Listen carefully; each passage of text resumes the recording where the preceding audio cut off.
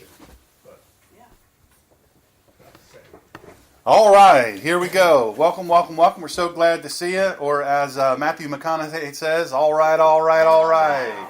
Anybody here college football fan?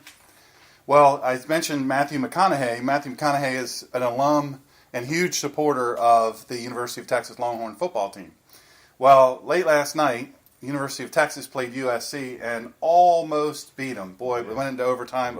It was an incredible game, really, really incredible. So that was a lot of fun for me to watch. But he was there on the sideline along with Vince Young. Vince Young, Christian, I don't know if you guys know, but Vince Young happened to play what's considered to be one of the greatest college football games in history when University of Texas came back and won, and he had a record-setting performance. I think they like 600 yards or something. I mean, it was an unbelievable performance. So I stayed up and watched that, hence the bags under my eyes. And the freshman quarterback. Freshman quarterback, yeah. Yeah, it was really, really something. So first, let me say this. Welcome in chat. We're so glad to have you. Oh, Craig saw it, double overtime. It was really something. I'm telling you, boy, I couldn't half take it. I watched the Buckeyes play before that, played Army, and they did well, but they're playing Army. No offense to Army, but it's a rebuilding year for the Buckeyes. So, but anyhow, there was some good college football, and has nothing whatsoever to do with the message today. But I will say this: if you are in the Delaware, Maryland, Pennsylvania, or New Jersey area, you really should consider coming at 5:00. Because I'll tell you the truth, there's some seriously good food tonight, all kinds of different food, and we have pie and ice cream. And we have fruit and fried chicken and meatballs and meat sauce and you name it. Subs. We got taco, nachos. You name it, man. It's a cornucopia of good food. And we have bottled water and I don't know what all else, but it's a lot of fun. You really are missing out if you don't do it. Then the next thing before I get started, the last thing I'm going to say before I get started, is we had the privilege Saturday during the day to memorialize a truly great person. Betty Campanella, mother to 6 amazing children, good friends, one of my very best friends in the world, John, and then his brothers and his sisters, wonderful, wonderful people. And I know that Patricia listens to the show, Patricia and her husband. And although it was great to see them, it was tough to say goodbye to such a great lady. Sick for only about 6 weeks, but really, really a tough thing, say goodbye to such an incredible person. Been in my life for 3 decades, and really an amazing person of faith. And so she knew in whom she believed. Now, people, I get weird messages from people. Sometimes I get messages, I don't really understand why they're asking me, so I just will ignore it. I'll send them back a message. I'll answer a question that I make up. I won't answer the weird question. Unless there's a value to their question. I won't just ignore every question. So my email is smgreener@gmail.com. Or you can direct message me at Twitter at the Ninja Pastor, Facebook.com, smgreener, whatever you want to do, however you want to get a hold of me. Those are the best ways. All that said to say this, that a person asked me, they said, why don't you, if you're a Christian pastor, if you're a Protestant pastor, why don't you preach more about Catholics? And I said, well, this one I just had to kind of say, well, there's a lot of Catholics in this congregation. Number one, and number two, I have 2 components that I'm really surprised that I have, worldwide, that listen to this broadcast, this and on Wednesday. And that is, I have a ton of Latter-day Saints, Mormon. I mean, we're talking hundreds of thousands of Mormons are signed up to listen to this program. And they're great supporters from a standpoint of listening, and they send me nice comments and all that stuff. And I have a lot of friends that are LDS. That's short for Mormon, Latter-day Saints. And so, and over the years, I've made lots of friends with them. And over the years, I've made lots of friends with really powerful Catholic folks that are, I call them evangelical Catholic, and really, really Spirit-led, really, really touched by the Holy Spirit, and amazing people with great faith. And, so I don't tend to want to throw, there's one religion that I spend some time sharpening my blade on, and that's Islam. But outside of that, this lady, Betty Campanella, one of the most faithful Catholics I ever saw. And I remember I remember when she got Facebook. That was the funniest thing. Because I thought somebody was messing with me, or somebody was messing with me. Betty Campanella, there was no way in this world Betty Campanella was going to get Facebook. And then I thought about it. Betty Campanella checks up on everybody, so there's no way in this world, she sees that tool coming along where she can check up on a lot of people and care for them and make sure everybody's all right. Well, I get this friend request from Betty Campanella. Now she's in her 80s. And I get this friend request, and I send back a message saying, is this the real Betty Campanella? And so she reminds me, yeah, this is the one that you pranked with my son 30 years ago. And I said, okay, yes, ma'am. It is you, because only she'd know. And but I have to tell you, after my crash, she called, and then, just after she got Facebook, she would send me the nicest little messages, the most encouraging things. And I didn't even know she listened to the program. Had no idea at all. I literally didn't know she listened to this program. So, and we have a lot of really devout Catholics. Well, one thing I found is one of our listeners to the program is Catholic, and she attends Mass. She's in her 80s. She attends Mass 5 times a week. And she still has a little job, so she goes to her work, and then she gets a break, and she works like 2 blocks down from a Catholic church, from a parish. It's not her parish, but it's a parish. And she walks during her break to go celebrate Mass. Is that what it is? You celebrate Mass? And so then she comes back and goes back to work. And I thought, boy, but she's 80-something years old, and she's walking to this, Mass and sitting there. Let me tell you something. That's pretty incredible. That's a great testament of faith. And what if people that are Protestant would practice that? On the Protestant side, you see services being, we stopped having visitation. Well, then we stopped having Wednesday night prayer service. Well, then we stopped having this. And then you end up down to one service. You'll have about 20 services on Sunday, because, we got to do that nowadays.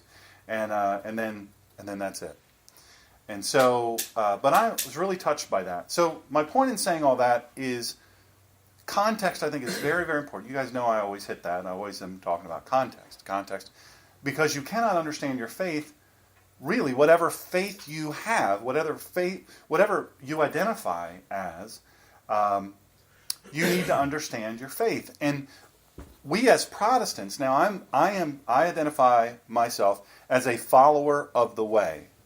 And I've said this before on the air, and I've said it in my writings. I don't identify myself as Protestant, Catholic, any of those things. I identify myself exactly how people who followed Christ, they did not identify themselves as Christians.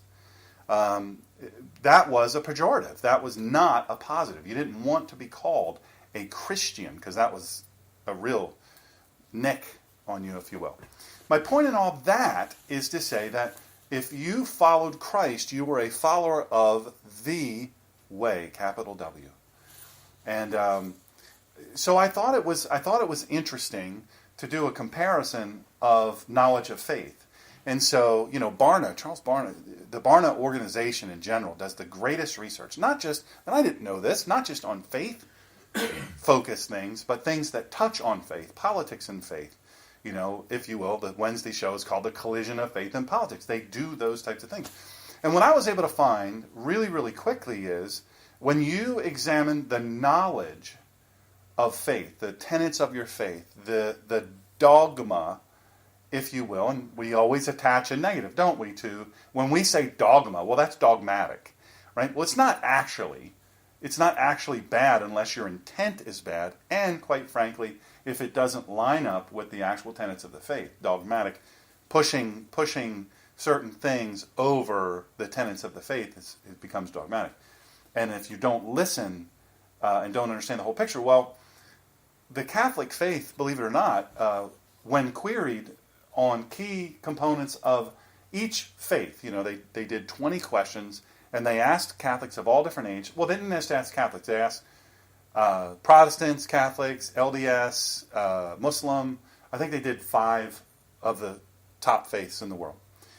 Well, I think you'll be interested to know that Catholics they were 20 plus points ahead in knowledge of the key tenets of the faith, the key practices of the faith, which I thought was interesting.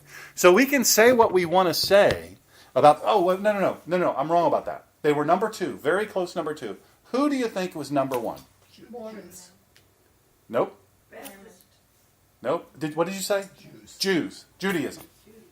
Judaism, and then right behind Catholics at number 3, Catholics were number 2, number 3, Jehovah's Witness. Jehovah's Witness. And I'm telling you, they practice their faith, and they're really serious about knowing their faith. And then, so then in my study this week, it was an interesting week of study. What I was going to speak about, I totally changed my mind. I really, really, really, oh man. Craig and Louise are having fresh trout. Oh, caught right there where they live, and now it's on the grill. That ain't right. They shouldn't have said that. That's just wrong. What kind of trout? Yeah. I think I'm going to hear what kind of trout here shortly. R.I.P. A moment of silence for the trout. So this week I totally changed with the events that happened with Mrs. Campanella, and obviously, for whatever reason, and I'll preach the sermon that I had prepared at some point, but I was led to Hebrews 8. And the reason I was led to Hebrews 8, I think, has to do with replacement theology. Now, I tend to believe that replacement theology is a poison. And maybe folks listening around the world, if you don't know what replacement theology is, what that is that's saying that the covenant with the Jews, the Israelites, the Jews, once Christ came and went to the cross, died on the cross, was put in the grave, and rose again, that now that covenant with the Jews is done away with. For a couple of reasons, Christians like to say, Catholics like to say, Lutherans like to say, Calvinists like to say, is because they say, hey, they didn't do what they were supposed to do, so God said, here, I'm giving this to you now. You now are the people of the faith. Well, that's simply not true. But and I want to say, I thank God that my seminary, Master's International School of Divinity in Evansville, Indiana, they don't teach replacement theology. But I'm going to tell you, so many seminaries and so many churches, Protestant churches all across the country, teach replacement theology. They teach it like it's the only truth. They don't use the Old Testament. They don't use the Old Testament. They feel as though the New Testament has superseded and made obsolete the Old Testament. The new and better. I hear them say the new and better Testament. And I don't like to hear that because, you're not going to understand the New Testament, really. You're not going to be able to put it into context if you don't understand the Old Testament. So who is the author of Hebrews? Well, we're not absolutely positive. Apollos, Silas, or Barnabas, not sure. We do know that the audience, pretty clear on this, was the Jewish believers in the diaspora. Now, the diaspora was the scattering of the Jews, right? Because remember, they had to scatter. I mean, they were under immense pressure, life or death pressure, to scatter. And that's what happened. And so, of course, AD 70, or what happened in 70? Everybody know? Titus took Jerusalem. Exactly, and then what happened? What happened to the temple? Oh, they crushed it. Destroyed it. It was gone. It was over. It was destroyed. The Wailing Wall, that's all that was left. The Wailing Wall was the only thing left. And here's the crazy thing. That was so important, wasn't it? It was so important. But I'm going to talk a little bit about how even professors in mainstream, major Christian seminaries and universities across the country today are teaching replacement theology as though it were fact. And they're basing a lot of that on, a big chunk of that, on this passage, Hebrews 8. So, I call replacement theology poison to the soul, and it is certainly a poison to the faith. So I'm going to read a passage to you. Here is the whole point of what we've been saying. We do have just such a Kohen Gadol, high priest, as has been described, and he does sit at the right hand of the Hagdolah, which is, in Hebrew, it means the greatness on high, in heaven. There he serves the holy place, that is, in the true tent of meeting, the one erected not by human beings, but by Adonai. Now, what is the tent of meeting? We see words, and I think it's important that we understand what the word is. That's 3 words, but tent of meeting. What is the tent of meeting? What does that stand for? Tabernacle. That's The where- tabernacle. It's the temple. It's where a God has his throne. It's where God has his throne. So the tent of meeting was a major deal. It was a big deal. And in the Jewish faith, in Judaism, it was huge. It was huge. And it was set in place. Very specific instructions were given. Build this exactly like I said. So then they say, well, once the temple was destroyed, people who are replacement theologians or purveyors of the poison of replacement theology, they would say, well, our evidence is the temple was destroyed. The Jews didn't do what they were supposed to do. They love to say this, the Jews killed Jesus. And so because they didn't listen, they rejected Yeshua, who is Jesus. That's it. They lost their blessing. Well, nothing could be further from the truth. And the fact of the matter is, you really have to understand a little bit of Hebrew culture and context. You have to understand how the language works and how the people work. And I'm going to say this, and it's very controversial for me to say, but I'm not the only one that says this. I might be one of the few that has the nerve to say it. But the Bible was not written for you and I. We weren't the audience. People say, oh, no, he definitely wrote it for us. I mean, it applies to the whole world. But that's not true. The Bible was written with the audience that was there at the time. And take note, I'm not saying the Bible doesn't apply to us. It absolutely applies to us. But guess what? The whole Bible applies to us. Now, why do I say the Bible wasn't written for us? The Bible was specifically written for its audience. The audience of people who were the readers and listeners. Now, why do I say listeners? Who remembers I did a whole sermon series? A lot of people couldn't read. A lot of people could not read.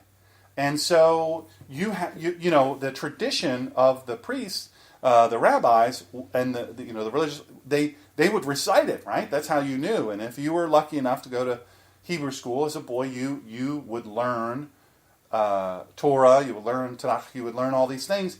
Hebrew tradition, not just that, but you would learn the writings of the major rabbis and all that. But the context of what was written and how it was written, the language that they used, all of these things, it was written in such a way that the people at that time were the target audience for that. They used the words for them, they used the culture for them, they used the idiomatic language for them, all of those things. They would understand it. So that's why it was written that way. Saying all that to say this. For every Kohen Gadol, or high priest of Israel, is appointed to offer both gifts and sacrifices. So this Kohen Gadol, too, has something he can offer. Now, if he were on earth, he wouldn't be a Kohen at all, since there are already Kohanim, which are Jewish priesthood, offering the gifts required by the Torah. But what they are serving is only a copy and a shadow of the heavenly original. For when Moshe, or Moses, was about to erect the tent, or the tabernacle, God warned him, see to it that you make everything according to the pattern you were shown on the mountain.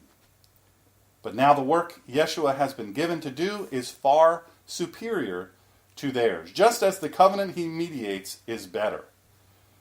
For this covenant has been given as Torah on the basis of better promises. Indeed, if the first covenant had not given ground for fault-finding, there would have been no need for a second one. For God does find fault with the people when he says, see, the days are coming, says Adonai, when I will establish over the house of Israel and over the house of Yehudah a new covenant. It will not be like the covenant which I made with their fathers on the day when I took them by their hand and led them forth out of the land of Egypt, because they, for their part, did not remain faithful to my covenant. So I, for my part, stopped concerning myself with them, says Adonai. Now, let me stop there. Remind me if I forget, I'm on verse 10. Now, I said, when I opened, that I am fiercely opposed to replacement theology. Completely opposed to it. for me and over, I guess now 14 years of postgraduate education, I'm telling you, it's completely incorrect. And it's doing a terrible injustice to people of faith all around the world. But then I read this passage, and if you hear this passage and you read it as though it's written to us and we are recreating ourselves, putting ourselves in that place, not understanding context, not understanding the land and the literature and all of these things. We're not understanding any of those things, but we're putting ourselves in that place with what we know now, what we think now. Of course, we always think we're superior. We have the benefit of all these, centuries and centuries and centuries, millennia of new knowledge, right? But we don't know much more about God than they knew. In fact, I would say that believers then, followers of the way then, knew a whole lot about it. You say, well, they were lucky. They got to walk with him. All right, we'll do a whole sermon on how lucky they were that they got to walk with Jesus. So, but what I want to make clear here is, if you read this passage without digging deeper and you don't go into context, if you don't apply yourself to say, hey, what do these Hebrew things mean? What do these things mean? And hold on now, Dr. Sean. I had somebody tell me this week. I'm sorry, I'm step in. I don't have a doctorate in theology or anything like that, but I do know that the New Testament, the Septuagint, was written in Greek. So you keep talking about all this Hebrew stuff. Well, that was over with. That was done. They were done with that. Can I ask you, what is Yeshua? What is his faith? What did he practice 33 years on? Hebrew. He was, he was Hebrew. He was a Jew. He is a Jew. He's not like, man, I'm so glad I don't have to be a Jew anymore. Observe all those things. Woof. How about the people, including Shaul or Paul, the Apostle Paul?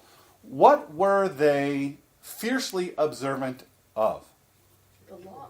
The law, the Torah, the practices of the Hebrew faith. And so the problem is we have created this notion that they rejected all of that. That they replaced it and said, well, you Jews, fingers pointing at themselves, you Jews, you screwed up. You didn't do the right thing.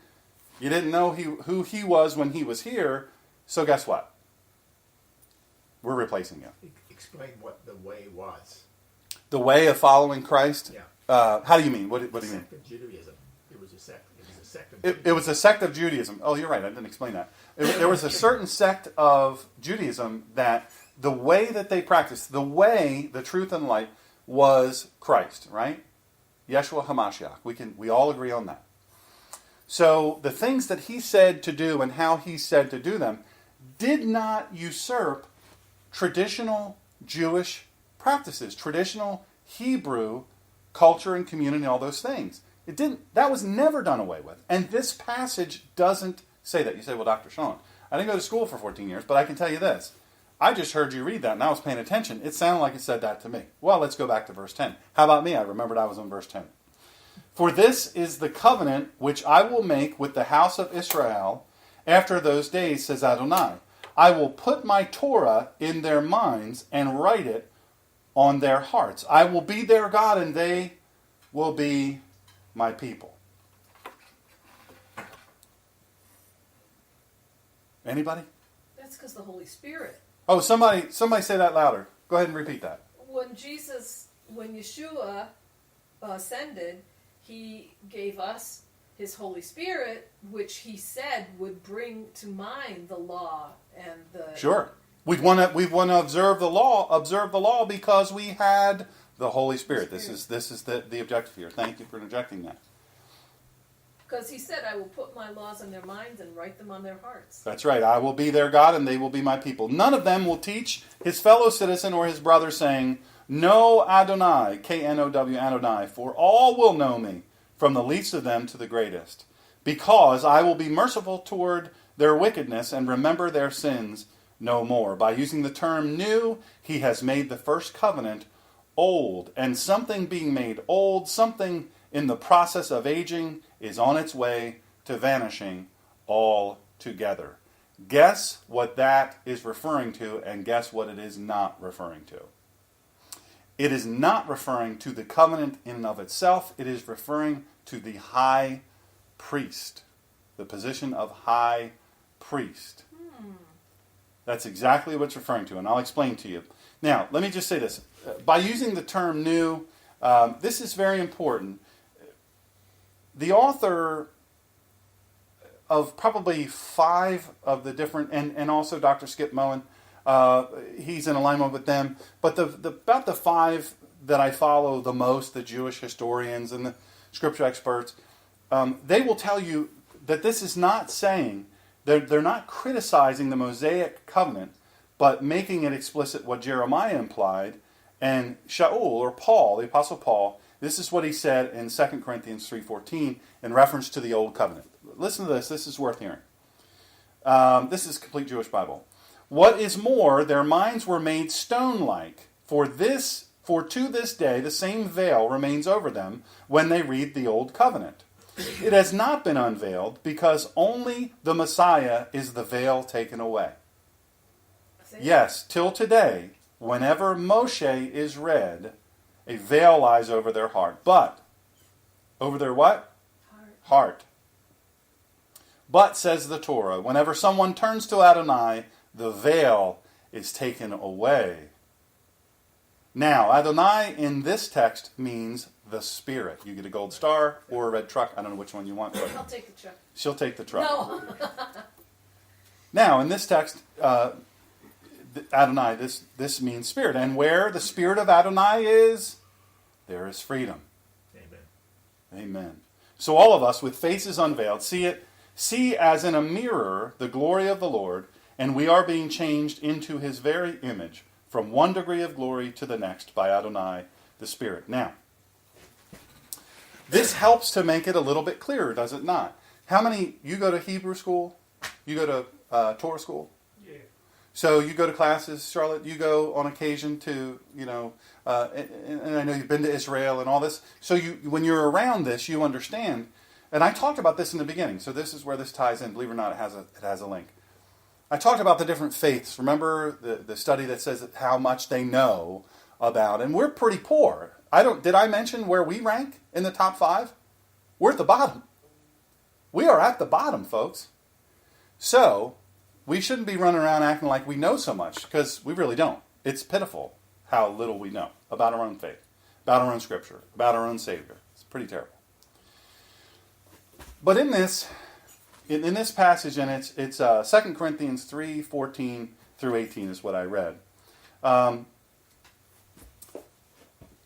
What in this replacement theology, what people, preachers, deacons, Sunday school teachers, professors, all of these things in Christian churches and seminaries all across this country, even today probably, have spoken of that it was done away. We did away with the age of the law, and we are now in the age of grace, right? So we're saying, well, He did away with the law, and they use these passages to say, well, they did. It says right here, did away with the law. But what they didn't do away with was Jewish holidays, Shabbat, Kashrut, civil laws, moral laws of the Mosaic covenant. They're on the verge of vanishing altogether? I don't think so. You should maybe go to Israel. Maybe go to some, if you go to Brooklyn, certain areas of Brooklyn, you'll know when it's Shabbat. You'll know when it's Shabbat because everything shuts down. Everything shuts down. And you see a whole different way of living when that happens. The whole culture, the feeling of it really, really changes. I happen to have been there in Brooklyn. The first time I was ever in Brooklyn, I didn't know. What did I know? I didn't know anything. And I'm there in Brooklyn, and all of a sudden, I'm seeing these people at a certain time in the afternoon hurry. And I mean, they are dressed in the fanciest things I've ever seen. And then all of a sudden, here comes down the street, down the sidewalk. There's these young boys and these young men, and they're wearing the traditional outfits, all black, with the black hat and all that. And then I was like, they're making a fuss. I mean, they're really making a fuss. And all of a sudden, I see what the fuss is over. And there's a guy, an old man, long beard, long white beard, and fancy hat, and fancy, I mean, it was fancy. And they threw their coats down.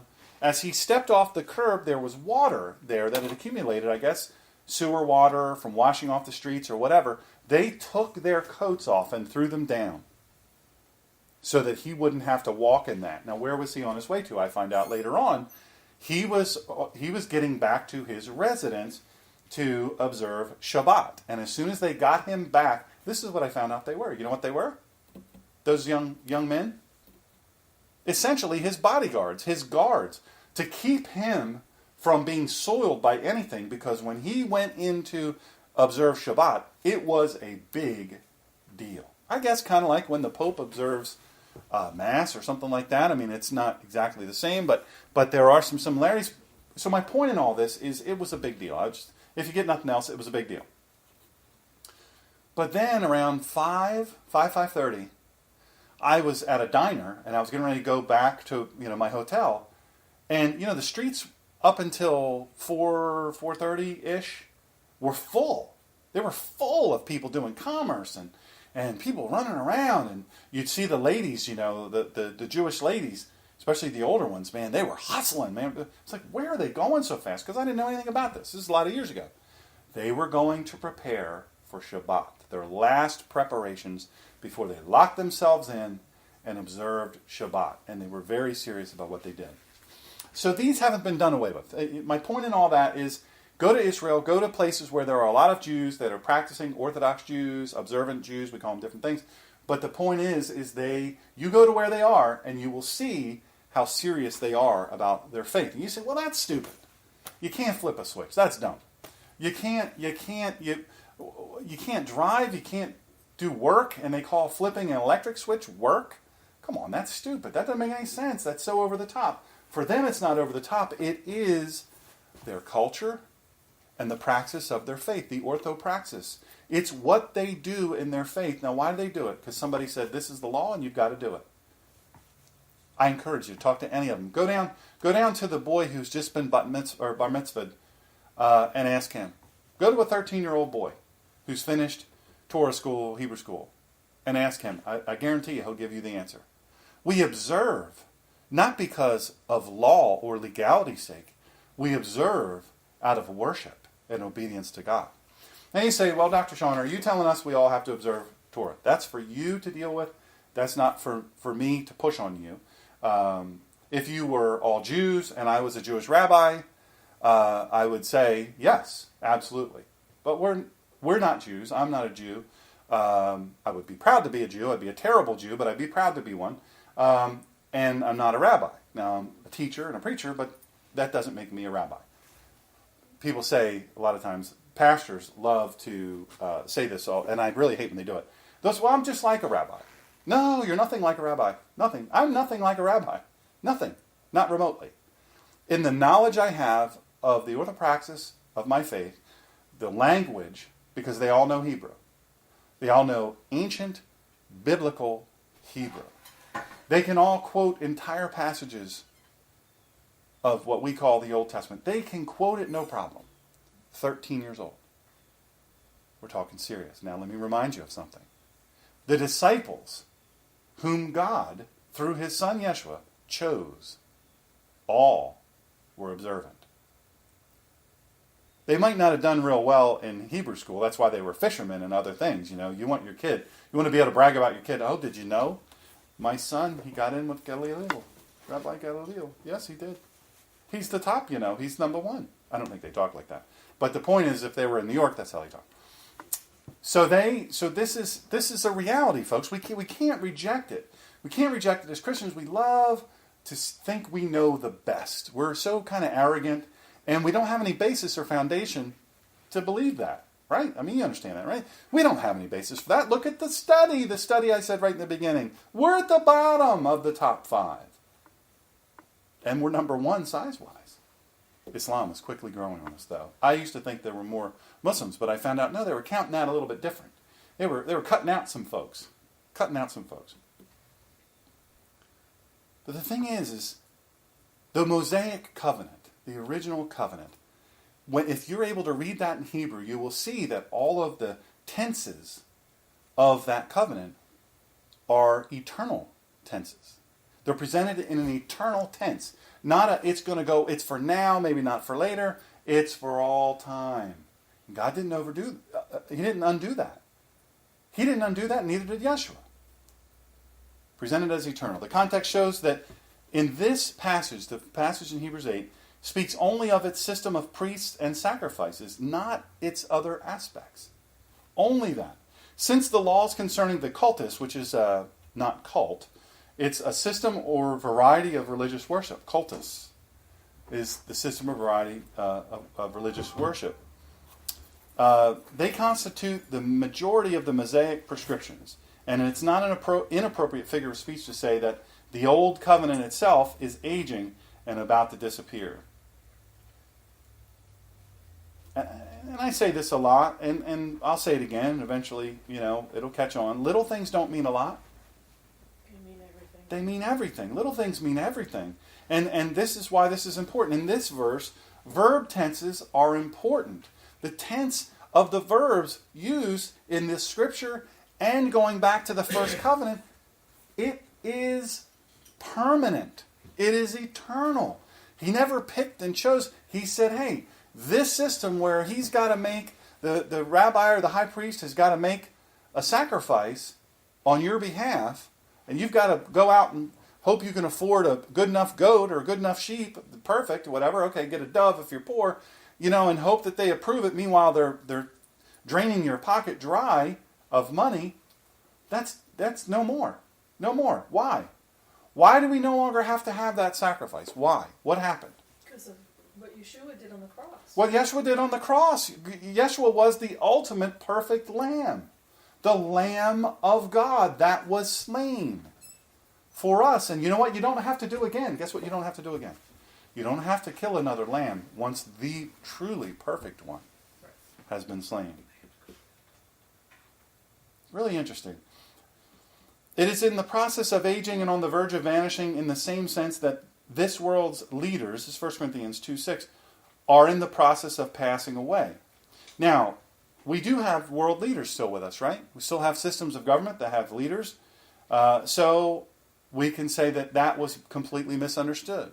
It was speaking to leaders of that time and in that context. Really important for us to get that. It was not written with us in mind. It was written with them in mind. It is totally applicable to us, but we cannot bend the meanings of these things to suit our proclivities or our conveniences. And in fairness, I don't know, I guarantee you Wes and Charlotte probably observe, they're more observant than I am. And so I guarantee it. I would guarantee it, absolutely. But the bottom line is, and this is really, really important. We're not to go around hitting people over the head saying, oh, you ate ham, you ate bacon. Well, that's a tough one, right? Bacon? Mm-hmm. BLT is good, right? That's so good. Steamed crabs, I grew up at a marina, for Pete's sake. You know what I'm saying? Shrimp, clams, oysters. Ugh. Man, you don't know. And October's coming up, ends with an R. Month's ended with an R. That's oysters. I can eat them by the bushel. And I have I not? Yeah, they turn their heads when I start on the oysters. But my point in all that is... snot. It's like sucking snot. I know. Yeah, that's what everybody says. It's like eating snot. Even Christians whose theology posits the abrogation or passage of the Mosaic covenant in its entirety must therefore acknowledge that it has not yet vanished but still exists. Listen, if this were true, it wouldn't exist in the world. Wouldn't exist in the world. Some say, well, from this language that at the time the author wrote this, the temple was still standing. They say AD 68 in Hebrews, right? When I said this in the beginning, there's a reason I told you when it was written. AD 68, still standing. Was it still standing, the temple? In 68? In 68? Mm-hmm. Oh, in 68, yeah. In 68? I guess. Which way did it count before Christ died? Counted backwards. Time counted backwards. We got to 0, and then we started counting forward. So in 68, not 68 where we had the really good, I think the last good Camaro, but I'm talking about 68, like AD. just 68. Oh, 68. Yeah, 68. 68. So what I'm saying, I'm sorry, or Mustang. I got to be careful nowadays. I don't want to step on any toes. Although I love Mustangs, you got to know that. I would get so many tickets, though. If I had a Mustang, you know it's true. I do. You know what, though? I drive like a grandpa. I really, really do. I drive like a grandpa. I'm not in any rush anymore. Anyway, that has nothing to do with the sermon. It does. Try- though. It does. It does somehow. Self-deception. It's self-deception. That's right. Major. Thank you, Jerry. Self-deception. 3 self-deceptions. So here's the thing. I'm a good driver is number 1. That's right. I'm a good driver is number 1. Self-deception. Yeah. Hey, you guys, by the way, the listening audience listening now, I'm trying to really nail down, I'm in the middle of writing, I'm about midway through writing my current book, which is, it's either going to be fraud life, fraudulent living, or a living fraud. I can't figure out and it's going to be talking about how we lie to ourselves, we lie to others, and the society has become this huge lie. It's just all about a huge lie. Instead of being truthful to yourself about yourself, being truthful about what you think, feel, and believe, and then also, I mean, you don't what Wilson, Congressman or Senator Wilson, I can't remember who it was, when Barack Obama was, he was addressing the joint session of Congress, and he yelled out, "You lie." Well, it was proven conclusively that he was, in fact, at that time, in the midst of 155 lies in that one speech. It was out and out lie. Not like, I got a little bit wrong. So what do? We say, well, he misspoke. Well, I misstated that. I was misunderstood, right? Well, I can go back to the tape. It's anybody. Nowadays we do that. Stars do it. People, get jammed up and they say, well, I misspoke. No, you were very clear in your lie. And so anyway, I need help with the title. So if now you kind of know the gist of it. And I take you through all the different what happens when society becomes like that. I give you a lot of examples of individual examples, and then I give you examples of society in general, groups of people, politicians, doctors, lawyers, judges, all of these things, news people. Psychopaths are everywhere. Psychopaths are everywhere, and I go in deep on socio and psychopathic behavior, narcissistic behavior, borderline personality disorder, how those things have a real major impact on society, and it's considered now the norm. So if you can help me with the title of that book, folks out there listening and folks here, that'd be awesome. And make it a good one, because I'd really like this book to sell. Just not for nothing. Apparently my Excellence Killed the Church, How Mediocrity is Destroying America was a little long for a title of a book. Yeah. So I'm going for a shorter, more catchy one. So you guys are in charge of that. So here's the thing. At the time of this writing, the temple was still standing. It was still standing. So we know the temple existed. So we knew what was going to happen here. This was a big deal, and we knew really you kind of saw the handwriting on the wall that the Romans, things were going to go bad for followers of the way. Things were going to go bad for Jews that didn't capitulate and assimilate. Things were going to go bad. But we also know that the sacrifices would in fact cease, and the priesthood would kind of be left without work to do. Once the temple was done, what work are you going to do? Where do you go to work when you don't have a temple? That was their place of occupation. This is a possible interpretation, although against it is the fact that the author never referred to the temple, but always the tent. Tabernacle, and you see the distinction. Little things don't mean a lot. They mean everything. Because when he said the tent of meeting, he wasn't referring to the temple, but the tabernacle. And there was a difference between the two, and I'm going to do a sermon in a couple weeks that talks about that. Anyway, he's more interested in the system of Mosaic covenant as it specifies. Well, let me put it to you this way, because that's a little academic. I didn't realize that till I was kind of going over this again. How many of you remember reading Exodus 25 after the establishment of the covenant in Exodus 24, 1 through 8? In Exodus 25, it talks about the specifications of the temple. Remember that? Boy, were they detailed? Who's read that? Anybody? So it was really detailed, and if you were a builder, man, you were like, wow. If you were reading that, and I remember my brothers were all in construction the first time I ever really remembered reading that, and I was blown away. I was like, wow, this is specific. Really, really specific. So you have to look at that and think, well, there was a reason for that. There was a reason. Do it exactly. Do it exactly like this. But now it's different. You look around. Now, I shouldn't say this, but I'm going to anyway because I can't help myself. Listen, in the town where I live, there is accumulatively, 4 churches are going to spend, what did I say, $29 million to build their big mega churches. 4 different Protestant faith churches, not that much different in the orthopraxis of their how they present and live out their faith. Not a tent. Not a tent. $29 million. There's 4 different churches. Now they're small churches. Right now they're growing. A couple of them are up over 200, 300, 400, 500 people.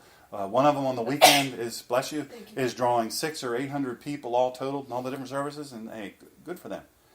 So we're going to spend all this money. What if we all got together and said, hey, you know what would be cool? What if we build a community church that also serves? There's a book,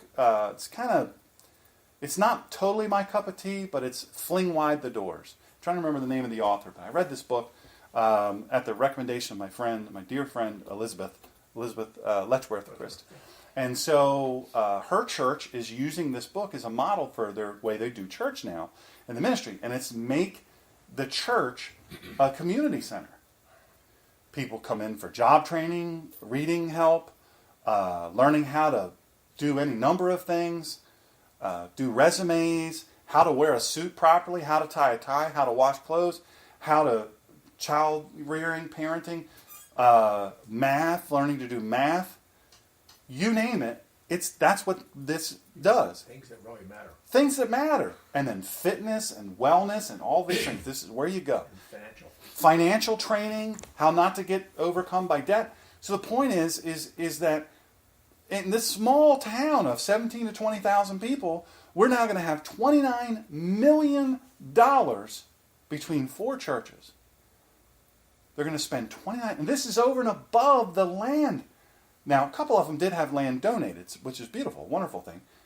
But they're going to spend $29 million and do these big building programs. What if? What if we found a way to say, hey, what if we pooled our resources? What if we got together and we found a way to come to understanding and agreement? But we don't do that, do we? No. Right? How many churches, remember that big survey at the church where we both were? It was like 50 churches or something within 20 square miles or a radius of 20 miles? Some crazy number like that. There were 20 with new life in the name. There were 20 churches within, I think, 20 radius of 20 miles with new life in the name. 20 of them with the same name. Part of it's ego and control. I'm so glad you said that. I'm glad you said it, not me. Part of it is ego and control. Angie said something really powerful there. In the church. In the church, Ego it's and ego and control. control. And what do we have? We have pastors who say, hey, I want to be able to brag about my church. Listen, I stopped going, unless I'm the keynote speaker, I don't go to pastors' conferences anymore. Why? Because this is how the conversation goes. You walk up, you meet people, they want to exchange cards, who has the fancy card. And then they want to say, so tell me about your ministry. That's code for how many people on Sundays. And so what type of work are you doing there? That's code for what's your offering like. And then, so what are your obligations like? That's code for how big is your budget? Or how much debt do you have? How much debt do you have? Right? It drives me crazy. It drives me insane to hear that. It drives me insane to hear that as the focus instead of how many people are coming to Christ. How many people's lives are being changed? How many people did you go that couldn't walk by that bottle without drinking themselves into a stupor?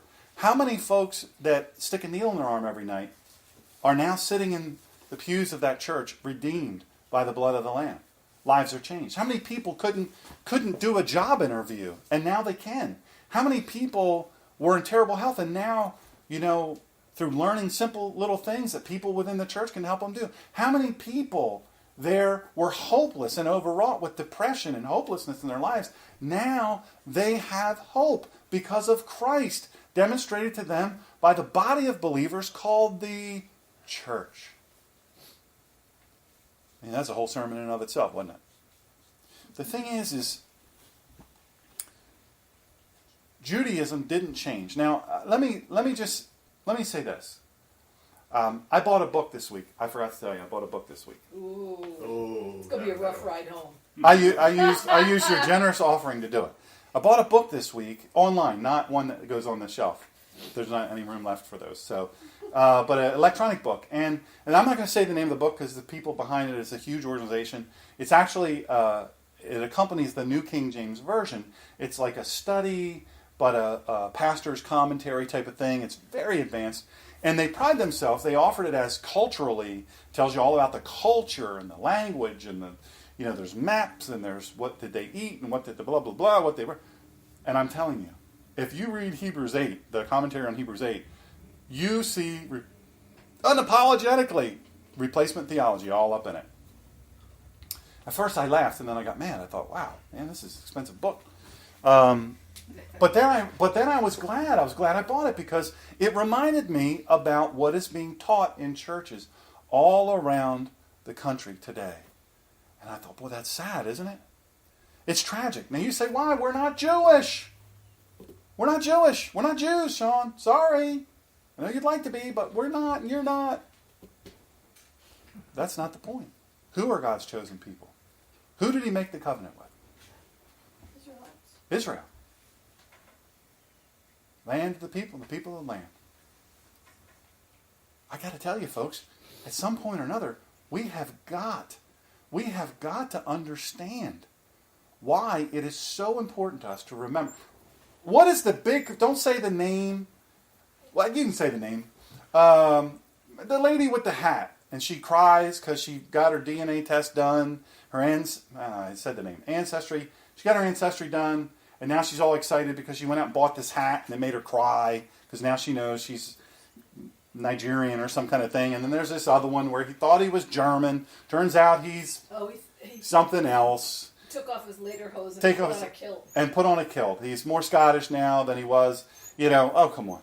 And so they're all excited. I know who I am, finally. Woo! And this one lady talks about how, I thought I was Hispanic, but apparently now I'm everything. So now, because I didn't know what to put on the forms, what do I say? You really think about that much, first of all? I put other. I skip over it. But my point in that is she didn't know who she was before she took this test. Now she really doesn't know who she is because she's everything, she says. So the point in all this is too much with all of that. Here's what we are. God's people, but his chosen people. See, he chose us, but he chose us with a different stipulation. He chose us. I will be your God. You'll be my people, and I'll be your God. But what do you have to do? If you're a follower of the way, you have to place your faith in Yeshua. You have to repent, and you have to place your faith in Yeshua. What do the Jews have to do? Be Jewish. Be Jewish. Don't they have to place their faith in Yeshua? No, the original Jews, they're covered. They're covered by the covenant. Yeah, that's people. That drives Christians nuts too. By the way, we had this big discussion in my seminary one time. It was very heated until Dr. Moen got involved, and then he settled that right down. But the thing is there was like, oh, that's not right. That's not right. How can they? They didn't even have to place their faith in Jesus. They rejected Jesus. Blah, blah, blah, blah, blah. And Dr. Moen says, I don't care, and neither does God. He made the covenant with them. They're his people. Period. Deal with it. Guess where he's going to live. Guess where he's going to live. Guess where the new Jerusalem. There's a big hint there. The new Jerusalem is going to be in Jerusalem. Ding, ding, ding. Wish I had a red truck to give away. Listen, that's where it's going to mine. be. You gave it to I know, me she's already. already got it. Long gone. So that's the thing. We got to get a hint. It's going to be there. It's going to be there. What Hebrews really does is it instructs Messianic Jews to center their lives, to center their belief not on the temple, but on the Messiah and what he's done, the Hamashiach. Stop fussing over the temple. Start focusing on the Savior. What's actually on the verge of vanishing is the old priesthood, not the old covenant, or perhaps we may say, not God's unchangeable nature, which stands behind the old covenant. The priesthood is the subject of this whole section. the priesthood. The sacrificial system is the subject of the whole letter. This section, the priesthood. The whole letter, the sacrificial system. And it is this which they're telling you, this is going to disappear. It's in the midst of disappearing, and at the very least, taking on a very transformed role. Now, there's this guy named Paul Ellingsworth. He's written a commentary on Hebrews, one of the best. This refers to the replacement of the old cult by the new, not to a change in the ethical or civil requirements of the Torah. Boy, that's pretty simple. Pretty simple. The old Torah continues and continues to have its same purpose, but there is now a new system of Kohanim, or high priest, and as has already been said, and will be explained in the next two chapters. Now, whether or not, I'm not absolutely positive I will do... hello, Alaska. Thank you for joining us. I really appreciate it. And thank you for the comment on the sound. Everybody's saying the sound is much clearer, crisper, and better. And I'm glad of that. I'm sorry I didn't make the leap sooner. And I think what I want you to understand, is... this is the bigger picture, I think, that I want you to understand. You know, driving here from where I live is not that far of a trip. What is it, about 40 minutes? Yes. About 40 minutes, give or take. I don't know how many churches we pass. I mean, we pass churches. We pass huge parcels of land that have a sign up saying, future home of so-and-so church. It's a big deal. It's a really big deal. And then we pass another big acreage parcel, future home of such and such church. And then on the left we see a little church. And then on the right we see a little African American church. And then we go a little bit further and we see another church of another faith. And then we go and we cross over this one big road and we look to the left and there's this huge church that has satellite churches all over the place. Bunch of schools and all that stuff. Great, doing great things. That's wonderful. And then we go a little bit further, look on the right, there's this old church that barely can stay open, barely can keep its doors open.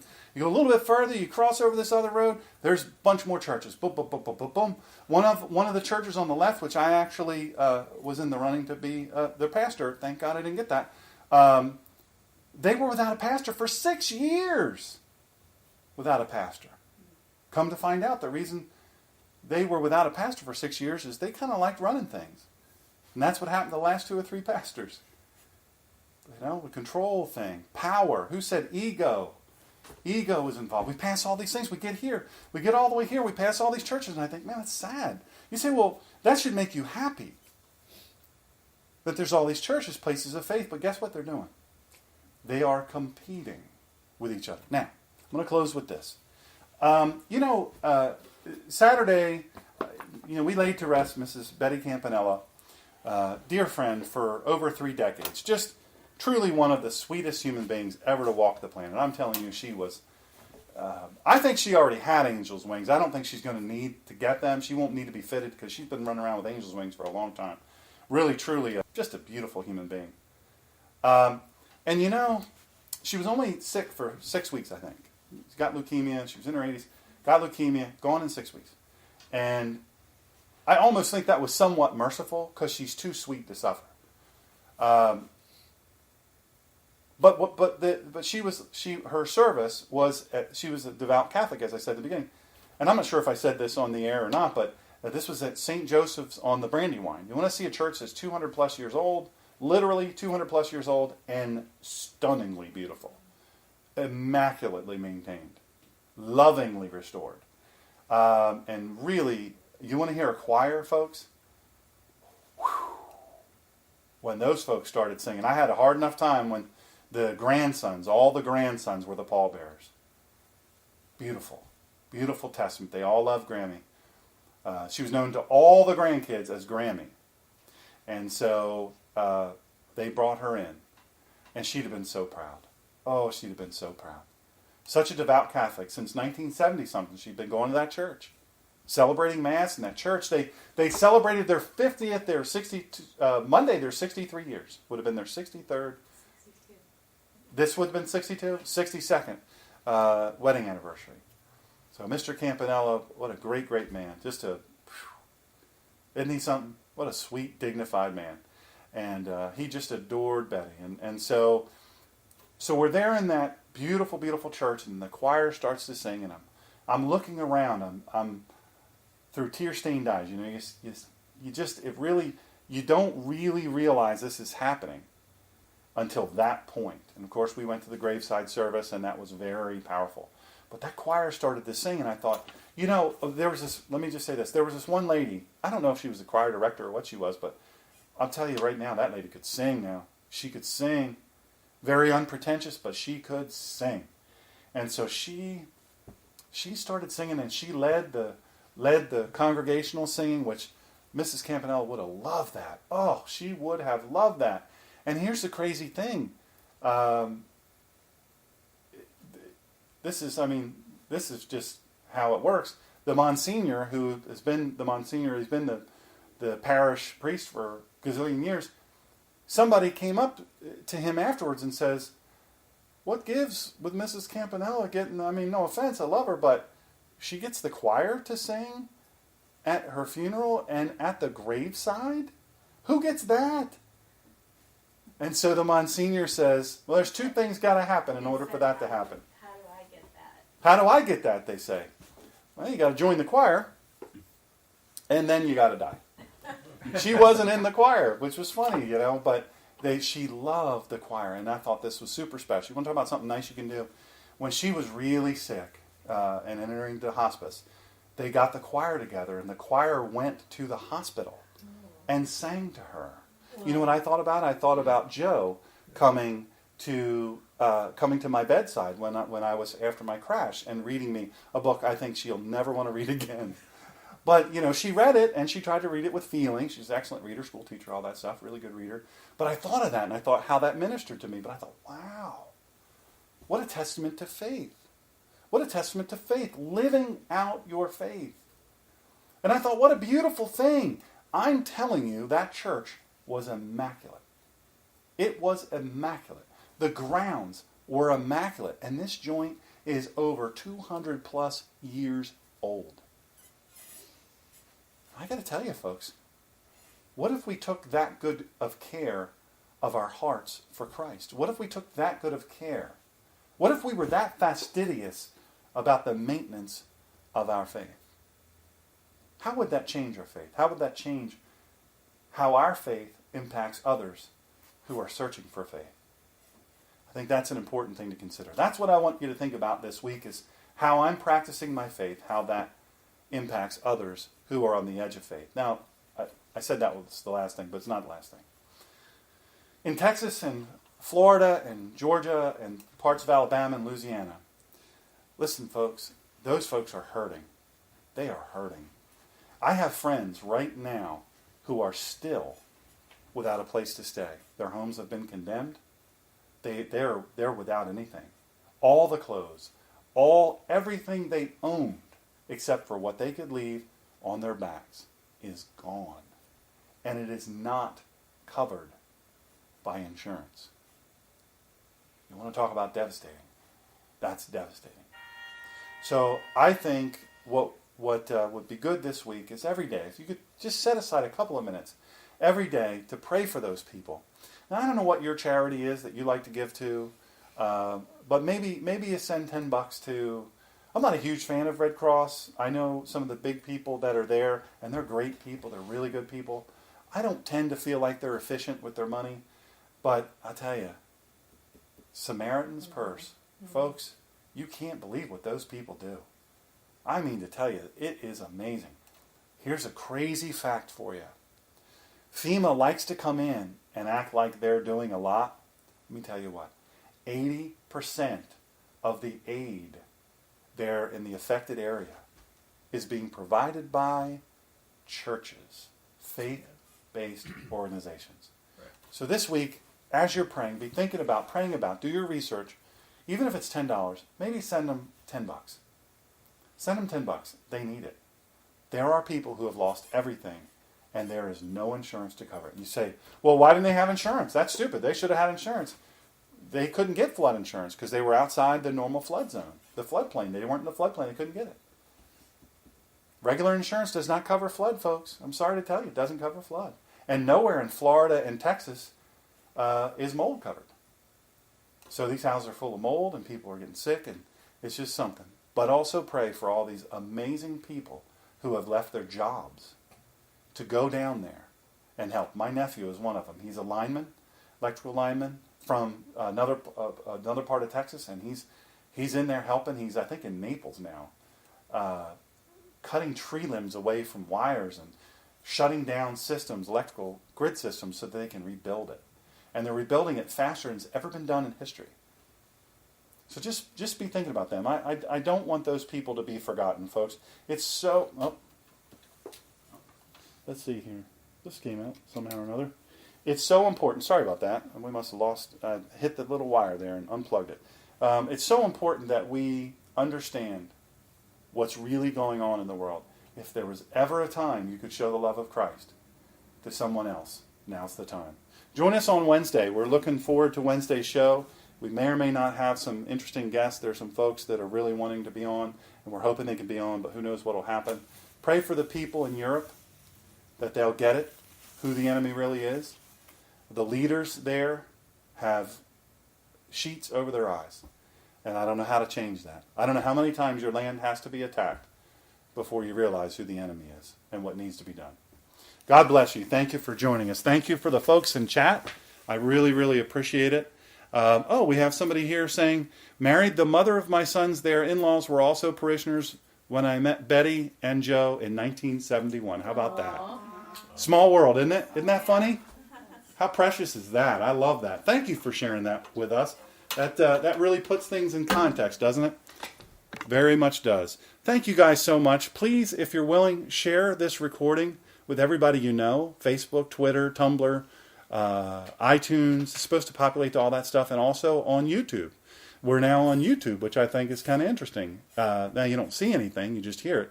But the point is it's a cool place to go.